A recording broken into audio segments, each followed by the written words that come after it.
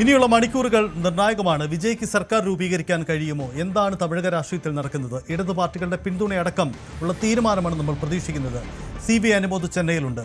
അനുമോദ്, തമിഴകം നമ്മുടെ അയൽ സംസ്ഥാനത്തെ മാറ്റങ്ങൾ അങ്ങേയറ്റം ശ്രദ്ധയോടെയാണ് മലയാളികളടക്കം വീക്ഷിക്കുന്നത്. എന്താണ് അവിടെ സംഭവിക്കുന്നത് എന്ന ചോദ്യത്തിൽ TVK ഭൂരിപക്ഷം, കേവല ഭൂരിപക്ഷം ഉറപ്പിക്കാൻ ഇടതു പാർട്ടികളുടെ അടക്കം പിന്തുണ തേടി ഇന്ന് തീരുമാനം പ്രതീക്ഷിക്കുന്നുണ്ട്. ഇതിനിടയിലാണ് ബദൽ ഒരു മറുനീക്കം ഉണ്ടാവുന്നത്.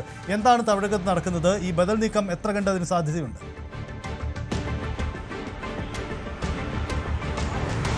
സജിത്ത്, ഏറ്റവും പ്രധാനപ്പെട്ട കാര്യം വിജയ് ഇന്നത്തെ ദിവസം വൈകുന്നേരം ആകുമ്പോഴേക്കും സർക്കാർ രൂപീകരിക്കാനുള്ള ഒരു തീരുമാനത്തിലേക്ക് എത്തുമോ, അദ്ദേഹത്തിന് സാധിക്കുമോ എന്നുള്ളത് തന്നെയാണ്. അതിൽ ഏറ്റവും പ്രധാനപ്പെട്ട യോഗമാണിപ്പോൾ ഇവിടെ നടക്കുന്നത്. നമ്മൾ നിൽക്കുന്നത് ചെന്നൈയിലെ CPMന്റെ സംസ്ഥാന കമ്മിറ്റി ഓഫീസിന് മുൻപിലാണ്. ഇവിടെ നിർണായകമായ യോഗം പുരോഗമിച്ചുകൊണ്ടിരിക്കുകയാണ്.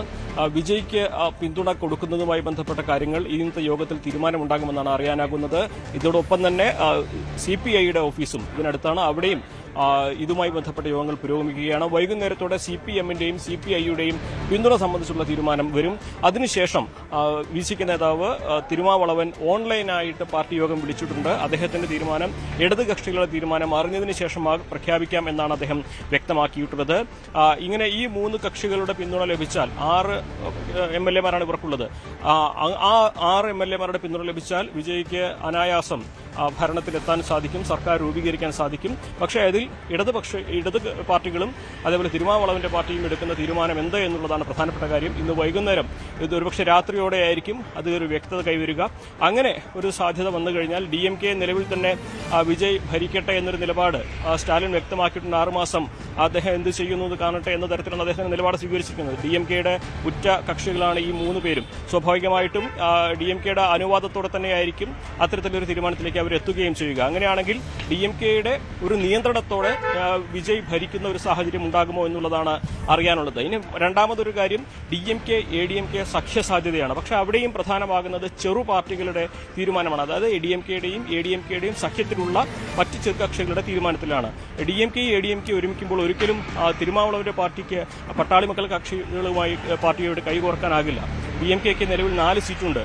അവർ പിൻവലിച്ചു കഴിഞ്ഞാൽ സ്വാഭാവികമായിട്ടും ഈ 118 എന്ന നമ്പറിലേക്ക് അവർക്ക് എത്താൻ സാധിക്കില്ല. സ്വാഭാവികമായിട്ടും BJPയും ADMKയുടെ കൂടെയുള്ളതുകൊണ്ട് 5 പേർ പിൻവാങ്ങുന്നതോടെ 118 എന്ന സംഖ്യയിലേക്ക് എത്താൻ കഴിയാത്ത സാധ്യത വരും.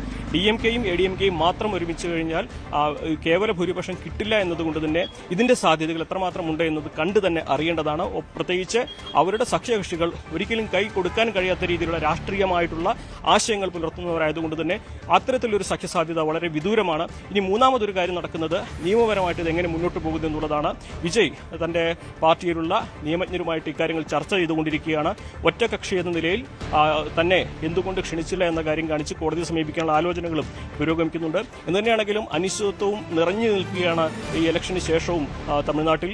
വിജയ് ഭരണത്തിലേറുമോ ഇല്ലയോ എന്നതറിയാനുള്ള കാത്തിരിപ്പിലാണ് ഇപ്പോൾ എല്ലാവരും. എന്നാണെങ്കിൽ ഏറ്റവും പ്രധാനപ്പെട്ട കാര്യം, CPMന്റെയും CPIയുടെയും നിലപാട് ഇന്ന് വൈകുന്നേരത്തോടെ അറിയാനാകും. അതിനുശേഷം തിരുമാവളവന്റെ പാർട്ടിയുടെ നിലപാടും വ്യക്തമാകും.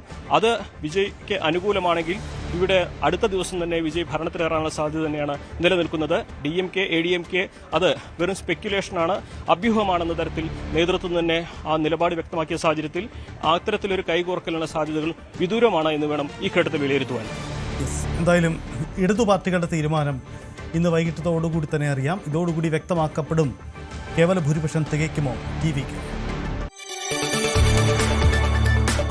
കൂടുതൽ വാർത്തകൾക്ക് News 18 കേരളം യൂട്യൂബ് ചാനൽ സബ്സ്ക്രൈബ് ചെയ്യുക.